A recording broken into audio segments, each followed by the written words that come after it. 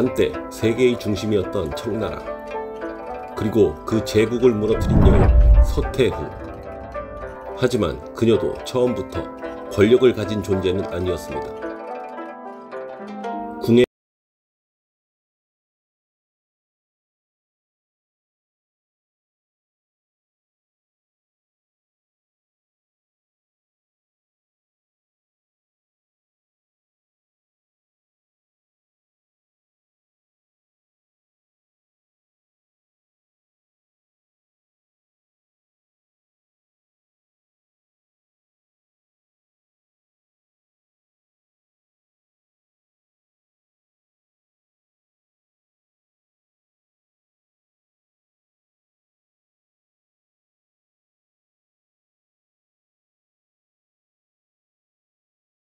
는 도저히 황제의 총애를 받기 어려웠습니다. 그래서 서태후는 수단과 방법을 가리지 않았죠. 먼저 황제의 눈에 들기 위해 황제가 자주 다니는 길목에 일부러 나타나 시선을 끌었습니다. 환관들에게 끊임없이 뇌물을 안겨 자신의 소식이 황제의 귀에 들어가도록 만들었습니다. 하지만 이런 노력에도 불구하고 황제의 총애는 쉽게 오지 않았습니다. 그녀는 단순히 미모만 내세운 게 아니라 때로는 황제에게 정치적 조언까지 했습니다. 폐하, 이런 국정을 이렇게 하시면 어떻습니까? 그러자 한풍제는 불쾌한 표정으로 그녀를 꾸짖습니다. 한낱 여인이 국사에 감히 입을 놀리다니 건방지고 교활하구나. 전통적으로 후궁은 절대 정사에 끼어서는 안 됐습니다. 하지만 서태후는 금지된 선을 넘어버린 셈이죠. 같은 시기 또 다른 후궁이었던 자연황후는 단 몇 달 만에 황후의 자리에 오릅니다. 훗날 동태후로 불리는 인물이었죠. 서태후는 그녀를 질투하면서도 절대 포기하지 않았습니다. 그리고 마침내 그녀의 병기가 통했습니다. 서태후는 뛰어난 노래 실력으로 황제의 마음을 움직였고 마침내 승은을 잇고 아들을 잉태하게 됩니다. 훗날 황제의 자리를 물려받게 되는 동치제의 탄생이었죠. 궁의 수많은 후궁들 중 단 한 명만이 누릴 수 있는 권력의 씨앗, 바로 황자의 어머니라는 자리를 손에 넣는 순간이었습니다. 하지만 아들을 낳았다고 해서 모든 것이 순탄한 건 아니었습니다. 1861년 청나라의 황제 한풍제가 불과 31의 젊은 나이로 세상을 떠납니다. 곧이어 황제가 세상을 떠나자 서태후는 전혀 다른 방식으로 권력의 길을 열기 시작합니다. 제국은 혼란에 빠졌고 그 혼란 속에서 한 여인이 치밀하게 움직이기 시작합니다. 그녀의 이름 바로 서태후. 지금부터가 그녀의 진짜 이야기입니다. 황제가 갑작스레 세상을 떠나자 조정은 패닉에 빠집니다. 하지만 서태후에게는 인생 최대의 기회가 찾아옵니다. 그녀는 이미 황제의 아들을 낳은 상태였죠. 그 아들, 겨우 6살의 어린 나이였지만 바로 그 점이 서태후에게는 더없이 유리했습니다. 내 아들이 황제가 된다면 나는 그 뒤에서 나라를 다스릴 것이다. 결국 어린 아들은 동치제라는 이름으로 황제의 자리에 오릅니다. 그러나 문제는 남아 있었습니다. 어린 황제가 즉위하면 대신들이 정치를 맡는 것이 관례였죠. 그래서 8명의 섭정 대신이 권력을 움켜쥐고 있었습니다. 서태후는 정면 승부로는 이길 수 없음을 알았습니다. 그래서 꾀를 내기 시작하죠. 혼자 싸우면 지지만 누군가와 손을 잡으면 이길 수 있다. 그녀는 같은 황실 여인인 동태후와 손을 잡고 수령첨정, 어린 황제를 대신해 두 태후가 정사를 돌보는 제도를 선언합니다. 하지만 섭정 대신들이 순순히 물러날 리 없었습니다. 이때 서태후는 황족의 힘을 빌립니다. 죽은 한풍제의 동생 공친왕 이친을 자기 편으로 끌어들였죠. 그리고 마침내 치밀한 계획이 실행에 옮겨집니다. 그 이름이 바로 신유정변. 서태후는 과감했습니다. 내 아들을 황제로 세웠는데 누가 감히 섭정을 하겠다고 나서느냐. 결국 열흘 만에 그녀는 반대파 대신들을 모조리 몰아냅니다. 일부는 처형을 당했고 일부는 유배길에 올랐습니다. 8명의 섭정 대신은 역사 속으로 사라졌고 서태후는 피도 눈물도 없이 권력의 주인이 됩니다. 이후 어린 동치제는 이름뿐인 형제, 실질적인 권력은 서태후와 동태후, 그리고 공친왕 이친의 손에 들어갑니다. 그날 이후 서태후는 더 이상 한낱 후궁이 아니었습니다. 제국의 권력을 움켜쥔 새로운 주인, 그녀는 역사 무대의 한가운데로 올라선 것이죠. 하지만 권력은 나눌 수 없는 법입니다. 그녀는 곧 동태후와 피할 수 없는 대결을 맞닥뜨리게 됩니다. 한풍제의 황후였던 동태후는 정식 황후로서의 위상이 높았습니다. 서태후가 아들을 낳아 권력을 잡았지만 겉으로는 두 태후가 함께 정치를 맡는 형식이었죠. 그러나 성격은 완전히 달랐습니다. 동태후는 온화하고 조심스러웠지만 서태후는 야심차고 권력욕이 강했습니다. 시간이 지날수록 두 사람의 차이는 점점 뚜렷해졌습니다. 어린 황제 동치제는 누구의 말을 더 따랐을까요? 놀랍게도 그는 자신의 생모인 서태후보다 성품이 온화한 동태후를 더 따르고 좋아했습니다. 이 사실은 서태후에게 치명적인 굴욕이었죠. 내 아들이 나를 따르지 않고 동태후를 따른다고? 서태후의 불만은 점점 증오로 바뀌어 갔습니다. 자신의 아들인 동치제가 성년에 이르자 황후를 맞이할 시기가 다가왔습니다. 서태후는 자신이 고른 신부감을 밀어붙였지만 동치제는 동태후가 추천한 여인을 황후로 선택합니다. 결국 효철의 황후는 동태후의 손에 의해 자리를 얻게 되었죠. 이 일로 서태후의 자존심은 처참하게 무너집니다. 그녀의 눈에는 이제 동태후가 제거해야 할 눈의 가시로 보였습니다. 시간이 흘러 1881년 동태후가 병으로 쓰러집니다.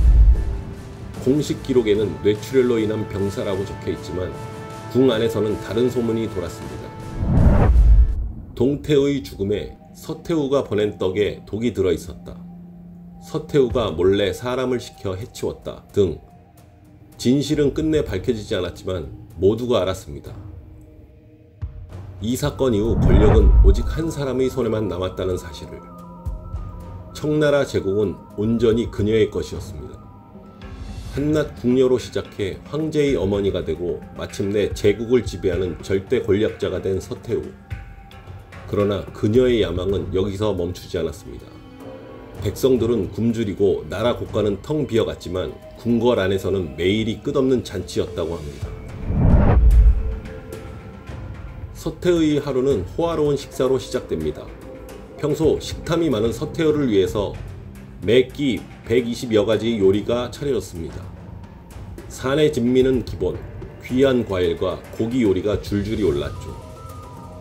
그 비용은 당시 은 3kg에 해당했는데 쌀로 환산하면 무려 5,000kg, 즉 수만 명의 백성이 먹고 살 수 있는 양이었습니다.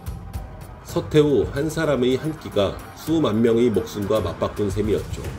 의식주 중 의에서도 그녀의 사치는 끝이 없었습니다. 서태후의 옷장에는 비단과 금박으로 장식된 옷이 수천 벌, 그 수는 무려 3,000여 상자를 넘었다고 합니다. 하루에도 몇 번씩 옷을 갈아입었고 한 번 입은 옷은 다시 입지 않을 정도였습니다. 또한 보석과 장신구는 셀 수 없었죠. 금과 은, 산호, 옥, 진주로 장식한 머리 장신구만 해도 수백 점. 그야말로 보물창고가 따로 없었습니다. 사치의 절정은 궁궐정원, 바로 이화원이었습니다. 아편전쟁으로 불타 사라진 원명원을 대신해 서태후는 이화원을 새롭게 재건하기 시작합니다. 투입된 비용은 무려 은 3천만 냥, 지금 가치로 환산하면 수조 원에 달하는 천문학적 액수였습니다. 이 막대한 돈은 원래 해군력 강화를 위해 쓰여야 할 예산이었지만 서태후는 전쟁보다 내 정원이 먼저다라며 빼돌려 사용했습니다. 결과는 어땠을까요?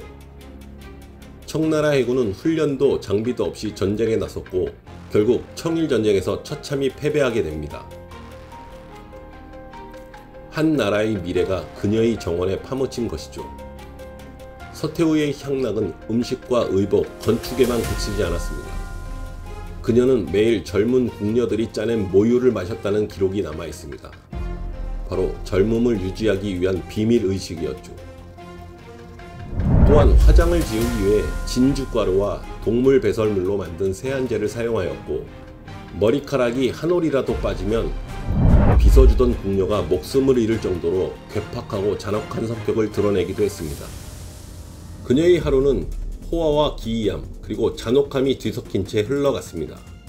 백성들은 굶주림에 신음했고 외세의 침략은 날로 거세졌습니다. 하지만 서태후는 여전히 향락과 사치에 몰두했습니다. 결국 청나라는 군사력이 무너지고 재정은 파탄에 이르게 되죠. 한 여인의 끝없는 사치가 제국의 몰락을 재촉한 것입니다. 그러나 그녀는 그 권력을 단지 정치에만 쓰지 않았습니다. 밤이 되면 서태후의 또 다른 얼굴이 드러났습니다.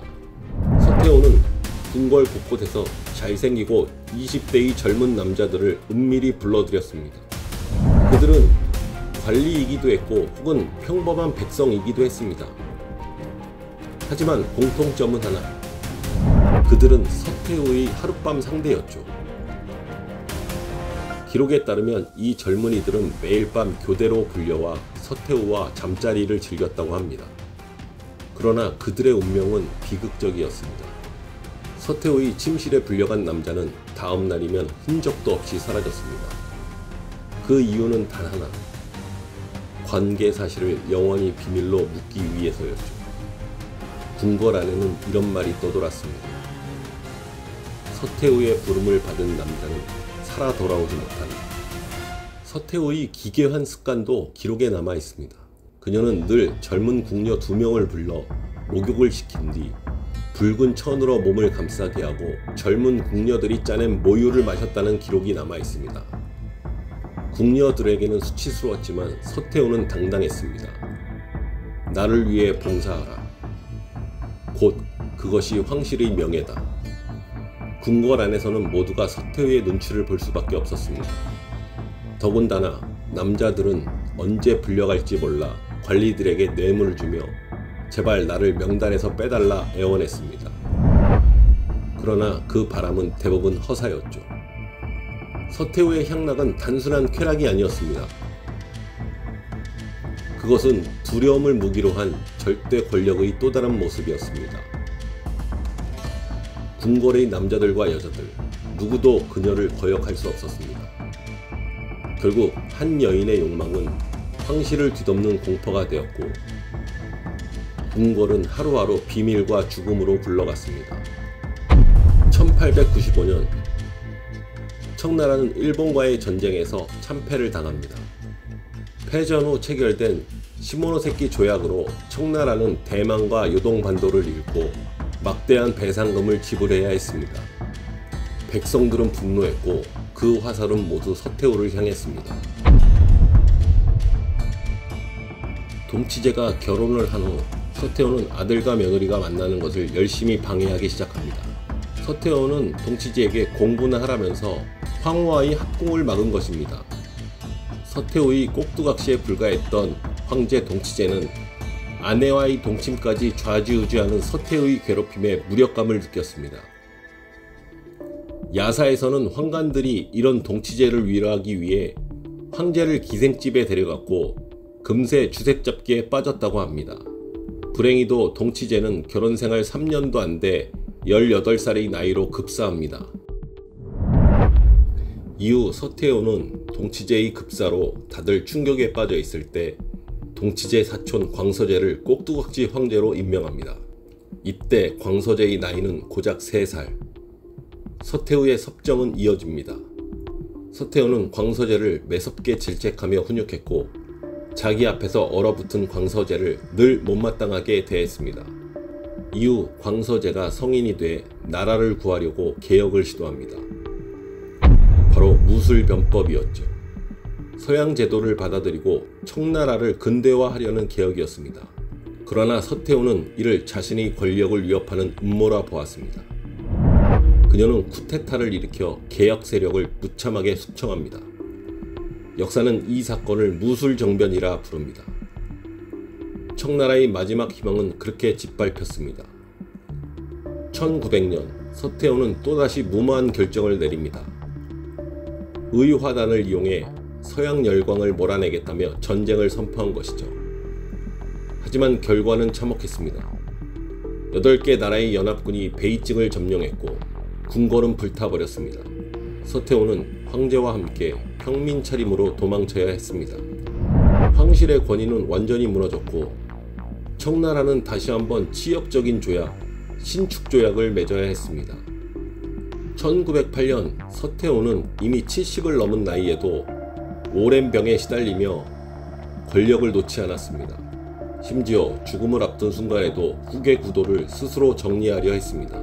그녀는 감금 중이던 광서제를 독살했다는 의혹을 남기고 자신의 손자 푸이를 황제로 세웁니다. 그리고 단 하루 뒤 서태후는 생일잔치에서 폭식을 하다가 이질에 걸려 74세의 나이로 세상을 떠납니다. 죽음의 순간마저 그녀는 권력을 손에 쥔 채 눈을 감았던 것이죠. 그녀가 떠난 지 불과 3년 뒤 청나라는 신의 혁명으로 무너지고 200여 년의 역사는 막을 내립니다. 역사는 서태후를 악녀라 부릅니다. 한 여인의 권력과 사치, 향락이 거대한 제국의 몰락을 재촉했기 때문입니다. 그러나 한편으로는 그 혼란 속에서도 끝까지 권력을 움켜쥔 강렬한 생존 본능의 상징이기도 했습니다. 역사를 뒤흔든 여인 서태후. 그녀의 이름은 지금도 중국 마지막 제국을 상징하는 또 하나의 그림자입니다. 지금까지 성산대교였습니다.